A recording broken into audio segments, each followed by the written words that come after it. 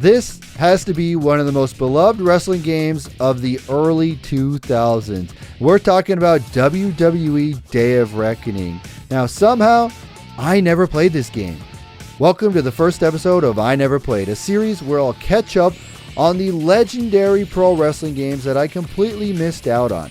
We're talking about cult classics, childhood favorites, and underrated gems that I never touched until now.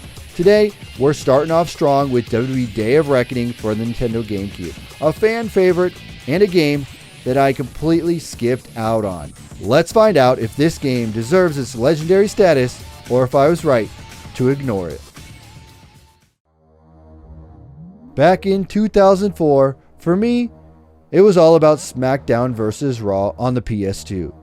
That was the entire wrestling gaming experience on the PS2. Between SVR, Here Comes the Pain, and the other PS2 wrestling games, I was completely satisfied. I didn't own a GameCube at the time, and I barely knew anyone who did. It wasn't until much later that I realized how much I do truly love the GameCube. And this game, well, this is what wrestling fans got for it. Honestly, I think I was just too distracted with high school and whatever punk band I was into that month. Wrestling was still on my radar, but I wasn't looking for new games outside of the PS2. So Day of Reckoning, it passed me by until now. Over the years, this game kept popping up. Everyone kept telling me, you need to play Day of Reckoning. I can't believe you've never played Day of Reckoning on the GameCube. You know, eventually, I had to check it out, and I wanted to experience what I missed. Plus, as years have passed, I've grown fond for the GameCube and love the system. It had charm, the startup sound, the weird controller. It's all nostalgic now. Even though I didn't grow up with it, I still can appreciate what it was for the time. Nintendo was and still is one of my favorite gaming companies, making some of the best games of all time. Now, I went into Day of Reckoning completely blind. No expectations, no videos, I didn't look up the roster, nothing. This is how this works. Honest first impressions. Whether they're good or bad, that's how I'm looking at the game. Right away, the intro hits. I remember this. The TV commercials, the classic voiceover. To become an immortal, there are many risks. All gameplay footage in the intro. No cinematic pre-rendered fluff.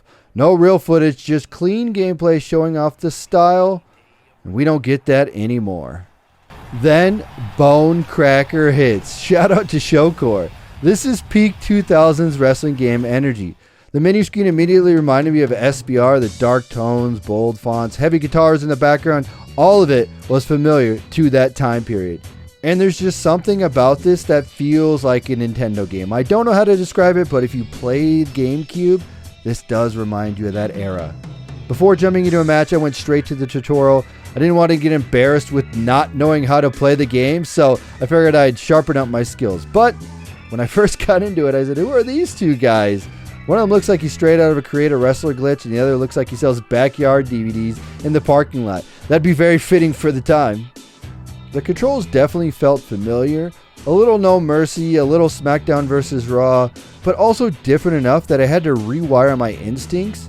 And the first thing that I immediately noticed is that some of the moves require pressing two buttons.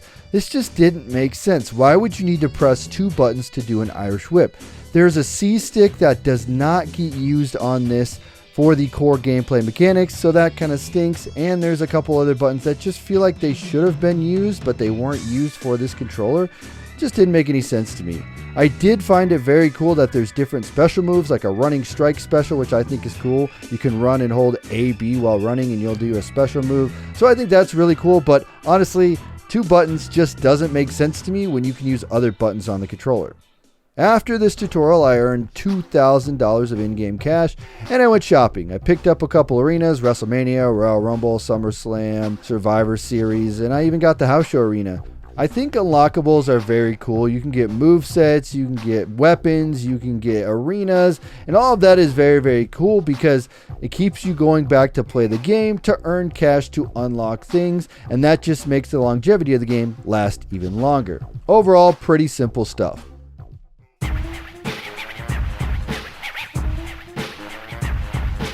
So I loaded into my first match, and I decided that I was going to pick Randy Orton and go against Shelton Benjamin.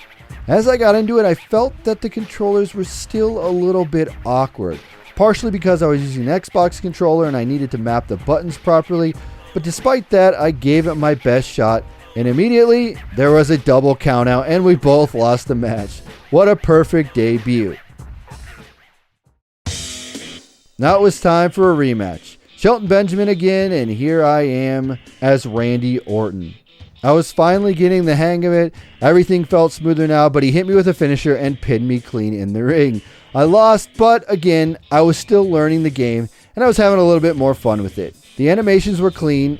The pacing is slower than I expected. This was more simulation than arcade, but it was responsive, and the wrestlers felt like they do have weight.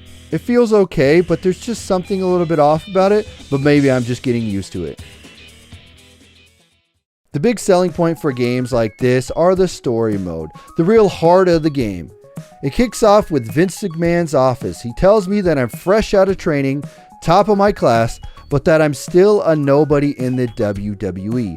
I've got no chance in hell of making it unless I prove myself. Pretty straightforward story. You're going to climb the rankings and get to the top at WrestleMania, I'm assuming. I'll try to ask my important questions. Am I going to be on Raw or SmackDown? Will I have a manager? Can I meet Trish Stratus? No answers yet. Vince sends me to WWE Developmental, where I have to learn and get better. This is where I meet Coach. He's now the talent scout for the WWE, working for Eric Bischoff, and I think that's a great little detail there. Again, he says he's won matches, he's Eric Bischoff's protege, and now he's the talent scout for the WWE, and I have to answer to him. As I get into my first match, it's me, a jabroni, against another jabroni, and we have a little back and forth match here at a house show. This isn't anything crazy as I'm still trying to learn the game, but I do pick up a victory here with a powerbomb into a pin. I get that RVD taunt at the end like a boss and show off that I'm ready for developmental. The second match is a 5-minute timer, and right down to the wire with 7 seconds to spare, I hit a German suplex that lands him right on top of his head and his neck, and I get the pin for the win. That is awesome. I'm moving on.